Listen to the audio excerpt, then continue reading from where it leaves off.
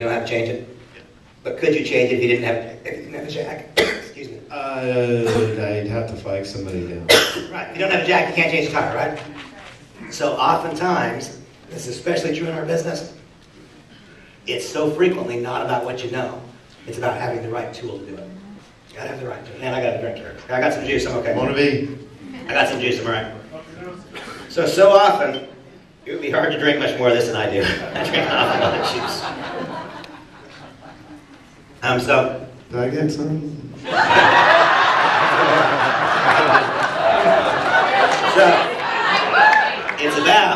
It's about having the right tool. Now let me tell you. There you go.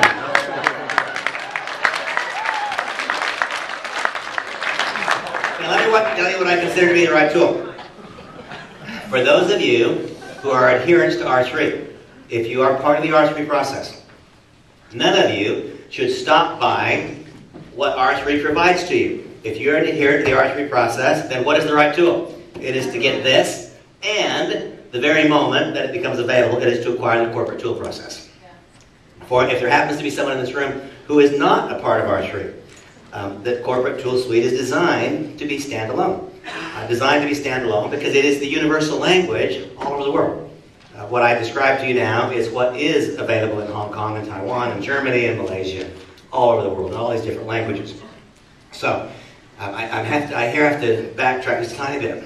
It would be very disappointing for me if I came here and anybody said, well, I'm going to do what Randy's teaching instead of R3. No, you do what Randy's teaching and R3. This is in addition to, it is not instead of.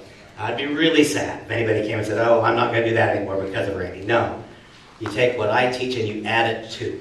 You don't take what I teach and replace it. Okay? Fair enough?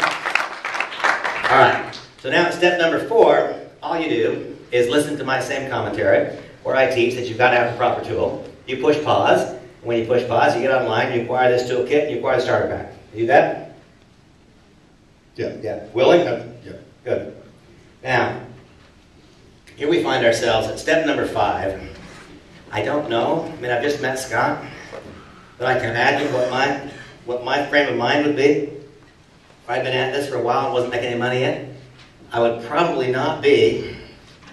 I can tell already that Scott's in the right place on the bridge of belief as it relates to Monavi, the product. I think he's probably also on the right place on the bridge of belief as it relates to Monavi, the company, or he wouldn't still be here. My guess is that the biggest place we have to work on him on the bridge of belief is how he perceives his own ability to succeed in the opportunity. That's my guess. That would be a logical thing.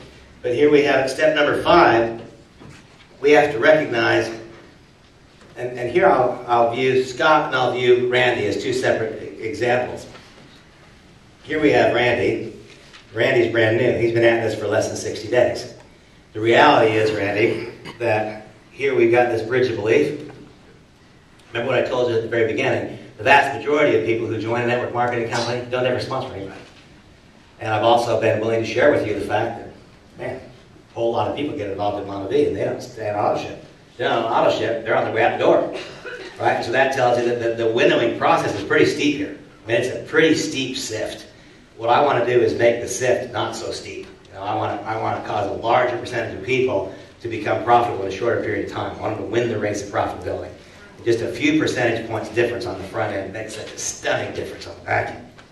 And besides that, you know, it's for years and years and years, I've been interested in making money. And I really like success. But I've never ever wanted my success to come as a result of the failure and frustration of other people. I've always wanted my success to come as a result of the widespread successes of other people. I believe that within this industry, and especially inside this company, those who really succeed can have that success be as a result of a far more widespread success than we've experienced up until now. We can improve. We can do better. Okay, so here we have this bridge of belief, and here's the reality. The reality is that here we have Randy. And Randy, what have you done for a living besides, of course, Monavi's not your living yet. What do you do for a living? Randy's a boilermaker, welder. Boilermaker. Okay. I'm a steam fitter welder. You're what? You're what? Steam fitter. Oh, okay. So Randy's a boilermaker. He's a welder. So Randy, before you got involved in Monavi, have you ever before been involved in the network marketing industry? And when you think of network marketing, does it make you feel more confident and more secure, or does it make you feel a little bit insecure? Yeah. And and he's willing to say that, that's the truth of almost everybody, isn't it? We've made our living by shutting the world out, by dropping the hood and fusing metal together. Yeah. Okay. So that's been fairly successful for some of us. And not that we're antisocial, but it lends itself to be around people with similar... Right, I can imagine. And so Randy has been willing to admit to me that the network marketing industry does not make him feel secure. That's the truth of almost everybody. Of almost everybody. It's a unique industry. It can provoke feelings of insecurity among even the most secure people. It's easy to say, I'm a doctor. It's easy to say, I'm an accountant. God knows why it's even easy to say I'm an attorney. But it's hard to say I'm involved in network marketing, right? I say that joking. My son's an attorney and I love it. This is called the evolution of network marketing. Now, have you seen this? Okay. Now, folks, here's what I know. I know that Randy is insecure about network marketing. I knew it before I asked him, because almost everybody is. What shall we do about that? Up until now, we've done nothing. And if we don't do anything, then is it logical to assume that the best and the brightest, the strongest, the most influential people he knows will be on his candidate list? No. And if they are on the candidate list, is it logical that he would call them? No. Why? Because he's insecure about the network marketing industry. If we don't somehow cause you to get closer to what my belief is in the network marketing industry, then why is it that most people don't succeed? Most people don't succeed because we don't confront it. We don't say, I know the network marketing industry makes you insecure. We better confront it, admit it, address it, do something about it. Because if we do something about it, then that by itself will go miles towards making sure that Randy's not one of the typical casualties. We have to address that. And so, the very next time that you sponsor somebody, Scott, what I want you to do is do what I just did. Be willing to ask them. See, what do we generally do? Nothing. We just pretend that it's not true. We bring people into the business who are insecure about the industry, and we just pretend it's not true. We just ignore it. That doesn't work. Instead of that, confront it. Does it make you insecure? And when a person says, oh no, I say, no, really, your heart of hearts, does it make you insecure? Because it does for almost all of us. Great. Then I give you this assignment. I want you to watch that not just once. Remember I said that the key is willingness? Now you get a chance to prove your willingness. My invitation to you is to watch that not just once, but every single week for the next 9 months. Are you willing to do that? Yes. Yes. Okay. That's the assignment that you get. Because why? What I want to do is I want to put a backstop on this bridge of belief. If Randy talks to one of his buddies at work, and that buddy says, you've got to be kidding me. You're doing one of those things?